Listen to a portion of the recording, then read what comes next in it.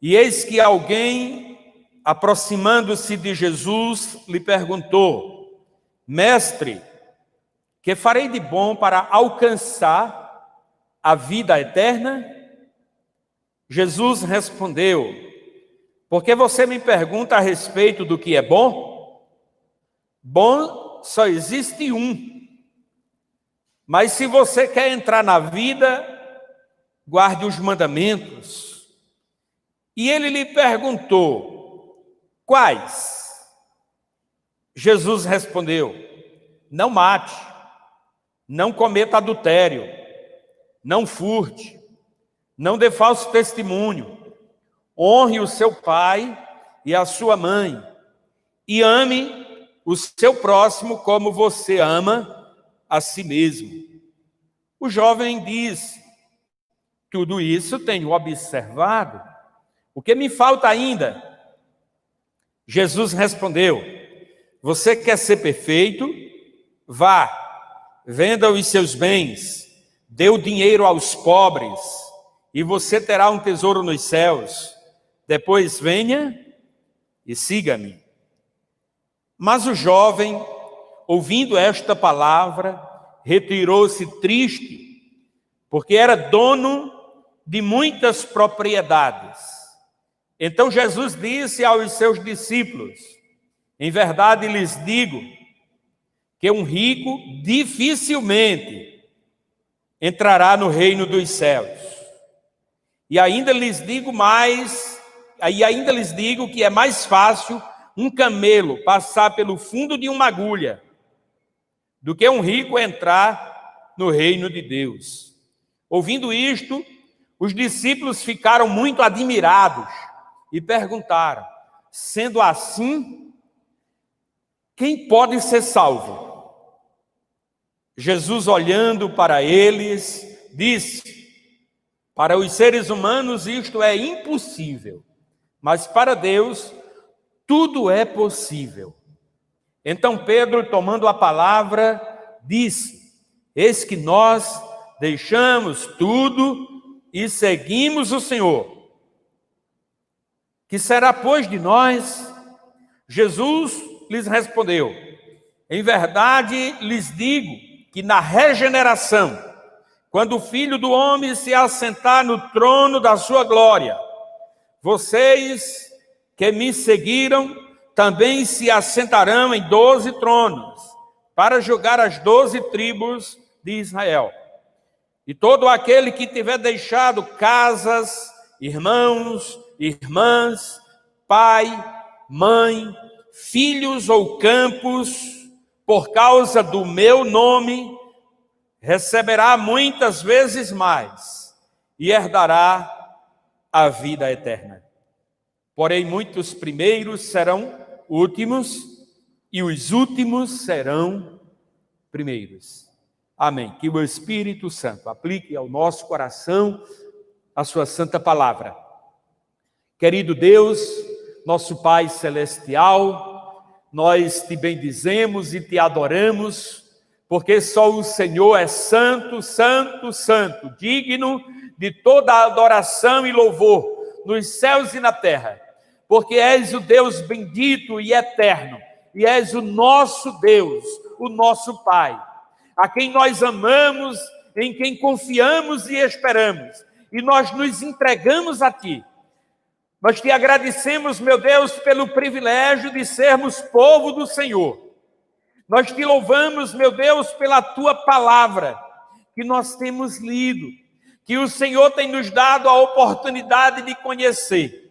E nós não queremos conhecer apenas com o intelecto, apenas com a mente, mas queremos recebê-la no nosso espírito, porque o nosso desejo é te agradar, Senhor, é fazer a Tua vontade.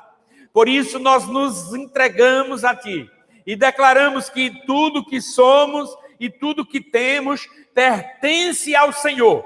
A nossa família pertence ao Senhor. Nós entregamos ao Senhor os nossos bens, a nossa casa, tudo que somos, tudo, nós entregamos a Ti e declaramos que o Senhor é o dono de tudo. Ô Senhor, vem nos dirigir, Senhor, de acordo com a Tua vontade. Aleluia, Senhor. Fala conosco, nos abençoa com a tua palavra. Em nome de Jesus Cristo. Os irmãos que estão aqui no templo, os irmãos que se encontram em suas casas, venha abençoar, Senhor, e falar aos corações. Nós queremos e nós precisamos ouvir a tua voz. Perdoa, Senhor, as nossas faltas, os nossos pecados, tira tudo que possa atrapalhar a nossa comunhão contigo, faça-se a tua vontade em nós. Nós oramos no nome de Jesus. Pai, nesta oração, nós apresentamos os dízimos e as ofertas que os teus filhos têm trazido para o sustento da obra, que os teus filhos têm trazido no teu altar ou depositado na conta da igreja. Nós apresentamos e consagramos ao Senhor e pedimos que o Senhor venha abençoar abundantemente em tudo, suprindo as necessidades para a glória do teu nome. Nós oramos no santo nome de Jesus. Amém. Glória a Deus. Aleluia. Pode sentar, meus irmãos. Aleluia. Glória a Deus. Nós lemos essa história, este acontecimento que é conhecido como um jovem rico. É o título que geralmente tem nas nossas Bíblias. Os 3 evangelhos sinóticos, que nós chamamos sinóticos porque foram escritos do mesmo ponto de vista, Mateus, Marcos e Lucas. Quando você lê um e começa a ler o outro, parece que essa história aqui eu já li ali. Geralmente com pequenas diferenças, não contradições, mas algum detalhe a mais. Então, os 3 evangelhos sinóticos contam este mesmo acontecimento. Aqui nós lemos em Mateus, no capítulo 19, que alguém se aproximou. Aqui não identifica quem é esse alguém, embora que mais na frente diga que era um jovem rico e ele ficou triste com o que viu e ouviu e depois ausentou-se. Em Marcos, nós encontramos que esse alguém se aproximou de Jesus e quando ele chega perto de Jesus, ele se ajoelha. Ele se prostra diante de Jesus e faz a sua indagação. Lucas diz que era alguém de destaque, era alguém importante. A Bíblia não entra muito em detalhe de quem era, o nome dele, qual era a sua posição na sociedade, se tinha algum cargo importante. Não diz isso, mas diz que era um jovem rico. E ele faz uma pergunta interessante. Certamente ele, de alguma maneira, pensava sobre isso. No versículo 16, mestre, que farei de bom para alcançar a vida eterna? Isso é uma pergunta. Então ele, de alguma maneira, acreditava nessa possibilidade de vida eterna, que a vida não é só aqui, que existe uma vida quando tudo aqui terminar, que a vida continua de uma forma diferente. O certo é que ele faz uma indagação. O que farei de bom para herdar a vida eterna, para alcançar a vida eterna? Essa é uma pergunta que nós precisamos fazer. A vida é só aqui? Não, nós somos bem informados e com provas fortes de que a vida não é só aqui. Existe uma vida após a morte. E é preciso se preparar enquanto estamos aqui. É preciso se preparar enquanto estamos aqui. Então aquele jovem se aproxima de Jesus e pergunta: o que é que eu posso fazer para alcançar a vida eterna? Se alguém perguntar para você que acredita em Jesus Cristo, o que é que você responde? Se for perguntar para as pessoas por aí, o que é que a pessoa pode fazer ou deve fazer para alcançar a vida eterna, para ser salvo? É possível que haja muitas respostas. Seja bom, ajude o próximo, cuide dos necessitados, seja religioso, tenha uma religião, é o que as pessoas dizem por aí. O que Jesus respondeu para aquele jovem? A princípio, Jesus disse que ele devia observar os mandamentos: não matar, não roubar, não adulterar. honrar pai e mãe. Essas coisas básicas que todo ser humano deve fazer, embora que a lei diga. Embora que muitos não fazem, como está escrito na palavra. Não amam, passa por cima do pequeno, maltrata, rouba, não honram pai e mãe. Às vezes a gente tem a oportunidade de presenciar ou assiste alguma reportagem onde filhos se levantam contra os pais, não respeitam, maltratam, desonram, desobedecem, agridem, roubam e alguns até matam os próprios pais. Triste realidade, mas é verdade, isso acontece. Bem, aquele jovem, certamente, ele tinha alguns princípios. E ele disse, olha, tudo isso eu tenho observado. Se é verdade ou não que ele observava, a gente não sabe. É possível que ele observasse esses mandamentos do seu jeito, mas uma coisa fica claro, é que ele confiava para valer, era nos seus bens. Ele confiava para valer no seu dinheiro. Ele confiava para valer naquilo que ele tinha em mãos. Ainda que dissesse que acreditava em Deus e na vida eterna e que guardasse os mandamentos, mas fica claro que ele confiava mesmo era nos seus bens. Onde ia estar a sua confiança? A nossa confiança não deve estar depositada em coisas desta vida, em coisas passageiras. Não devemos confiar em homens. Homens falham. Inclusive nós também falhamos. Não devemos confiar em governantes. A nossa confiança não está em governantes. Ah, não, se botarmos um crente lá, que é nosso irmão, aí nós podemos confiar. É nosso irmão e nós vamos orar por ele, e vamos orar também por aquele que não é nosso irmão, mas não é porque é nosso irmão que é perfeito. Nós devemos orar pelos governantes, mas a nossa confiança não está nos governantes. Não pode estar nos governantes. A nossa confiança não pode estar na nossa força do braço. Ah, sou jovem, sou forte, então eu venço tudo e tal. A juventude passa. A juventude passa. Tudo passa. Alguns confiam muito na sua inteligência, porque estudou muito, tem muitas informações, então porque sabe bastante, então confiam na sua inteligência, na sua capacidade. Essa falha também. Nós estamos enfrentando um período difícil, de pandemia. Muitas pessoas estão aflitas. Muitas pessoas estão sem paz. E eu quero dizer que nós devemos confiar em Deus. Em Deus. Não devemos confiar na ciência. E eu não estou desprezando a ciência, não.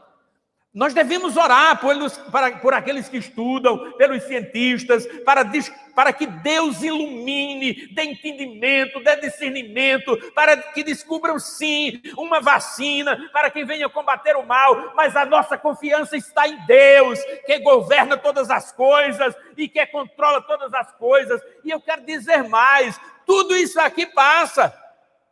O que a ciência pode é adiar a morte. Adiar. Por alguns dias, meses, anos, mas resolver a morte, só quem resolve é Deus, por meio do nosso Senhor Jesus Cristo, que venceu a morte. É nele que nós temos vida eterna. É em Jesus Cristo que nós temos vida eterna. Por isso nós devemos confiar nele. A palavra de Deus nos diz em Jeremias, no capítulo 9, versículo 23 e 24. É uma palavra conhecida dos crentes. Assim diz o Senhor: não se glorie o sábio na sua sabedoria, nem o forte na sua força, nem o rico nas suas riquezas, mas aquele que se gloriar, glorie-se nisso, em me conhecer e saber que eu sou o Senhor e faço misericórdia, juízo e justiça na terra, porque destas coisas me agrado, diz o Senhor. Deus declara na sua palavra que ele se agrada daqueles que depositam a sua confiança no Senhor. Aí desses o Senhor se agrada. O jovem rico que se aproxima de Jesus e faz uma pergunta interessante: o que farei de bom para alcançar a vida eterna? E Jesus, que conhece o coração, a motivação, os sentimentos, questionou aquele jovem. Aí disse no final: então falta uma coisa a você. Se desfaça dos seus bens, venda os seus bens, dê aos pobres, e você terá um tesouro no céu. Você já observou que Jesus não disse isso para todos os ricos? Ricos financeiramente? Não, Jesus não disse isso para todos os ricos. Jesus não proíbe, ou a Bíblia não proíbe das pessoas ter bens, ter riqueza. Não proíbe. O que a Bíblia proíbe é de se apegar, é de confiar nessas coisas. Aí sim, a Bíblia proíbe. E então nós entendemos claramente que aquele jovem, ele confiava mesmo, era nos seus recursos. Isso estava no seu coração. E aquele que sonda os corações, conhece todas as coisas. Esses dias eu tenho pensado em uma palavra: tragédia. O que é uma tragédia? Uma tragédia é a pessoa morrer sem Jesus. Aí isso é tragédia. A morte é tragédia, se tem Jesus não é. Porque quem tem Jesus tem lugar garantido no céu. E quem garantiu foi Ele. E Ele tem poder para garantir e cumprir aquilo que falou. Aleluia, louvado seja o nome do Senhor. Agora, morrer sem Jesus, aí sim é uma tragédia. É uma tragédia. Por isso, você que está aqui me ouvindo e você que está em casa ouvindo esta palavra, você deve analisar a sua alma, o seu coração, em quem você tem confiado. Porque alguém disse assim: você pode até viver sem Jesus, agora morrer sem Jesus, aí é uma tragédia. Não queira essa tragédia para você. Ao contrário, entregue-se a Cristo enquanto é tempo. Confie nele de todo o seu coração. Em Lucas, no capítulo 12, a partir do versículo 13, Jesus contou lá uma história. Um homem se aproximou de Jesus e disse: Jesus, ordena meu irmão que reparta a herança comigo. Parece que os dois irmãos estavam brigando por causa de herança. Não estavam se entendendo na divisão da herança. A gente escuta falar de alguns casos assim, de famílias que brigam, ficam intrigados. Alguns vai para cima mesmo, até para matar o outro por causa de herança, por causa de bens. Jesus disse: mas quem me constituiu repartidor, juiz entre vocês? O outro fez um pedido, como diz: manda ele. E aí Jesus contou que a vida de um homem não consiste nos bens que ele possui, na abundância de bens que ele possui. A verdadeira vida é para aquele que teme a Deus, que anda na presença de Deus, que conhece a Deus e teme ao Senhor. Esta é a verdadeira vida. E então Jesus contou aquela parábola que nós conhecemos, né? O campo de um homem rico produziu com abundância e ele pensou: e agora, o que eu faço? Não tenho onde guardar, tantas coisas, tantos bens, que não tem armazém para guardar. Em vez de pensar: vou ajudar algumas pessoas, vou ajudar os pobres, já que não tem onde guardar, vou ajudar algumas. Ele disse, não, vou derrubar os meus celeiros, vou construir outros maiores, vou guardar, e aí posso dizer para a minha alma, tens em depósitos muitos bens para muitos anos, come, bebe, regala-te. E aí Deus disse, louco, esta noite pedirão a tua alma, e o que tens preparado para quem será? Assim é aquele que acumula riquezas para si e não é rico para com Deus. Ser rico para com Deus é aquele que confia em Deus em todo o seu coração, que deposita a sua esperança no Senhor. Meditando nessa palavra durante esses dias, hoje à tarde, lendo e relendo e meditando sobre essa palavra, aqui no versículo 23, Mateus capítulo 19, versículo 23 e 24, então Jesus disse aos seus discípulos, em verdade lhes digo que um rico dificilmente entrará no reino dos céus. Ele não disse que é impossível, mas ele disse que dificilmente. Porque é tendencioso o homem confiar naquilo que tem. Por isso nós somos convidados a examinar o nosso próprio coração, sobre a nossa confiança em Deus, a nossa dependência de Deus. É de Deus que nós dependemos, meus irmãos. É de Deus que nós dependemos. Nós precisamos do Senhor. Então não ajunte tesouro na terra. Ainda que você tenha bens, glorifique a Deus com aquilo que Deus lhe deu. Viva bem, ajude o próximo, glorifique a Deus, e assim você não estará pecando por causa de tesouro. Mas Jesus disse que nós devemos ajuntar tesouro no céu e não na terra. Mateus capítulo 6, versículo 19, ele diz, não acumule tesouro sobre a terra, onde as traças e a ferrugem corroem, onde os ladrões escavam e roubam. Mas ajunte tesouro no céu, onde a traça e a ferrugem não corroem, onde os ladrões não escavam nem roubam. Porque onde estiver o seu tesouro, aí estará também o seu coração. Esses dias de pandemia, muitas pessoas têm procurado refúgio no sítio, lugares mais abertos.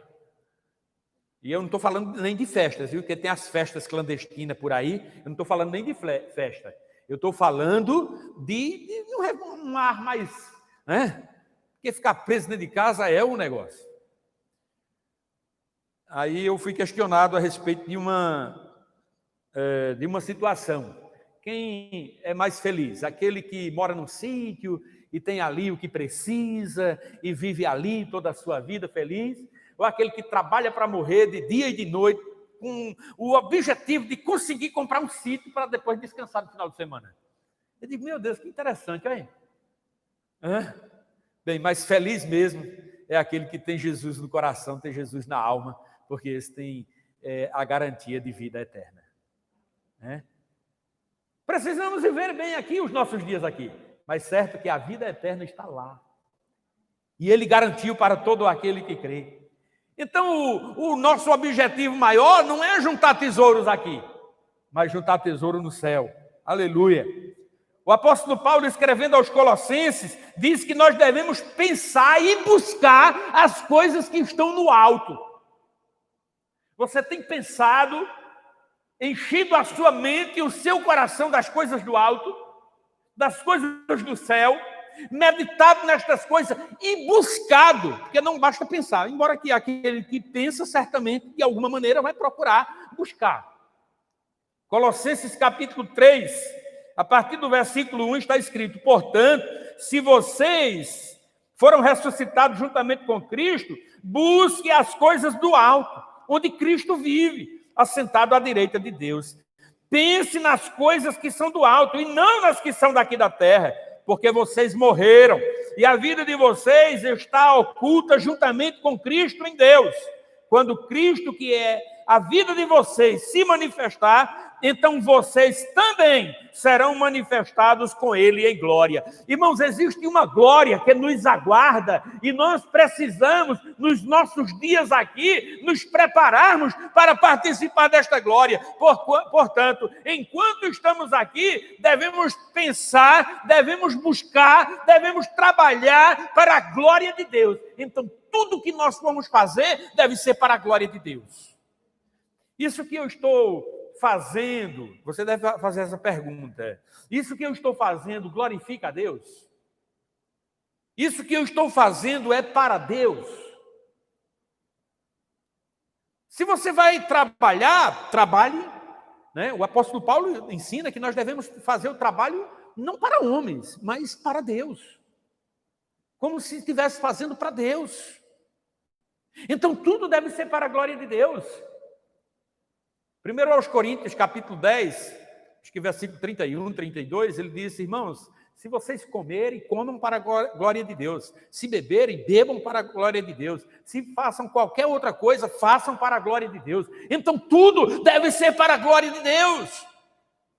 Então o cristão, ele é cheio de Deus e é guiado por Deus, e tudo que faz deve ser para a glória de Deus.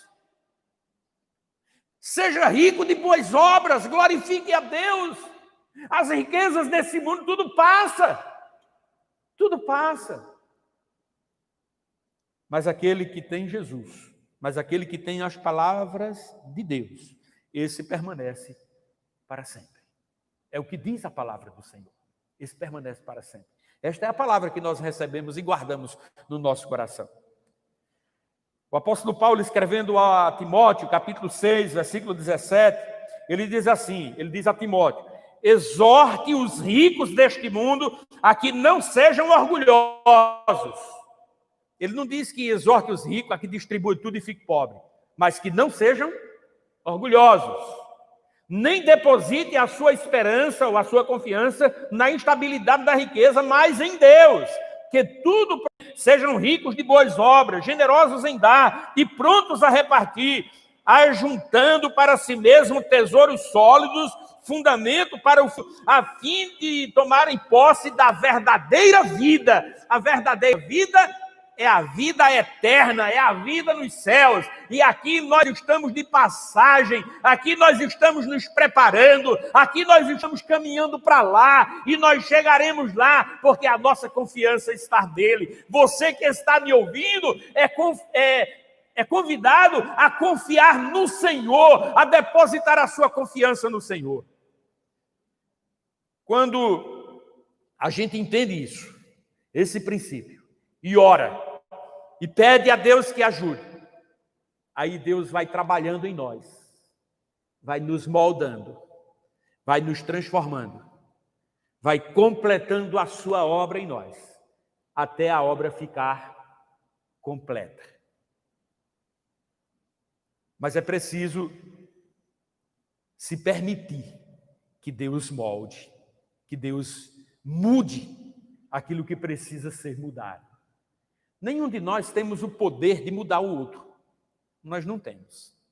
Algumas pessoas pensam que pode mudar o outro. Não pode. Ninguém muda ninguém. Só existe um que tem o poder de transformar, de regenerar, de mudar, de dentro para fora. É o Espírito Santo, é o nosso Deus. Ele tem o poder. Mas ele não invade a casa. Ele não arromba a casa. Ele pede licença para entrar. Apocalipse, capítulo 3, versículo 20, está escrito: eis que estou à porta e bato.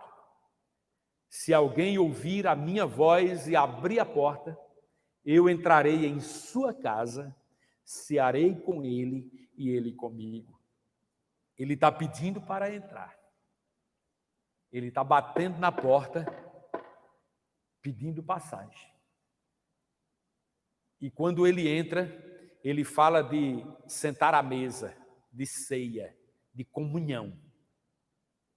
Andar juntos, no mesmo propósito, na mesma intenção. E ele quer que nós, de coração aberto, de coração alegre, com o coração aberto para Ele entrar e governar. Ele quer que nós tenhamos esse entendimento e possamos confiar nele de todo o nosso coração. O jovem rico, que os evangelhos nos apresentam, quando Jesus disse, porque descobriu o que estava no seu coração, que ele confiava nos seus bens, nas suas riquezas, a palavra diz que ele se entristeceu e saiu, deu as costas, desprezou, porque ele confiava mesmo, era nas riquezas. Em quem está a sua confiança? Confie em Deus, se entregue a Deus, procure as coisas de Deus, e você agradará a Deus e viverá a vida eterna. A vida eterna, irmãos, não é nenhum mistério, é crer em Jesus Cristo e guardar a sua palavra. Não sou eu que conquisto por mim mesmo, Ele conquistou para mim e para você. Ele conquistou para todo aquele que acredita nele e guarda a sua palavra. Ele conquistou para nós. E agora nós devemos tomar posse daquilo que Ele conquistou para nós. Que esta palavra fique guardada em seu coração. Se você já entregou a sua vida a Cristo, permaneça firme. Se fortaleça no Senhor e se renove no Senhor a cada dia. Se ainda não se entregou a Cristo, esta é uma oportunidade. Deus está batendo na porta do seu coração e pedindo entrada, querendo que você entenda e que você confesse com os seus lábios. Está escrito em Romanos, no capítulo 10, versículo 9 e 10, que se você crer com o seu coração e com a sua boca, você confessar que Jesus Cristo é o Senhor, será salvo. Porque com o coração se crê para a justiça e com a boca se confessa para a salvação. Alguém que está presente aqui, que ainda não fez a sua decisão, que ainda não fez a sua escolha, mas quer nesta noite entregar sua vida a Jesus e dizer, olha, conta comigo, a partir de hoje eu também sou um cristão, eu quero orar por você. Se há alguém, este é o momento. Você que está em casa e está ouvindo esta palavra, você pode, aí onde você está, decidir fazer a sua oração. E depois você deve nos procurar. Se você mora aqui perto da gente, se não, procura outra igreja cristã, evangélica, e diz, olha, eu também sou crente, entreguei minha vida a Cristo, ouvindo a pregação pela internet. E você é nosso irmão. Curve a sua cabeça e vamos orar.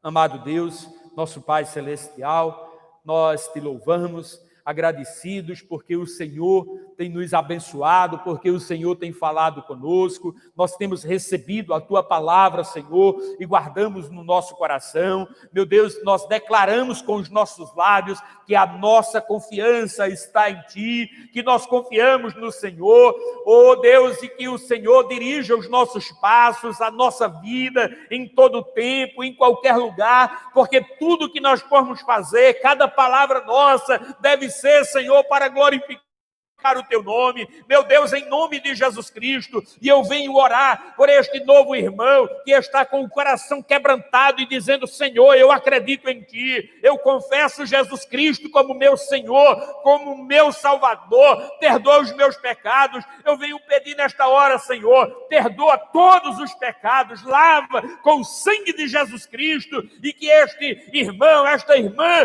possa viver o novo a partir de hoje, na presença do Senhor, no temor do Senhor. Meu Deus, esta é a nossa oração, esta é a minha oração, agradecido no santo nome de Jesus. Amém. Glória a Deus.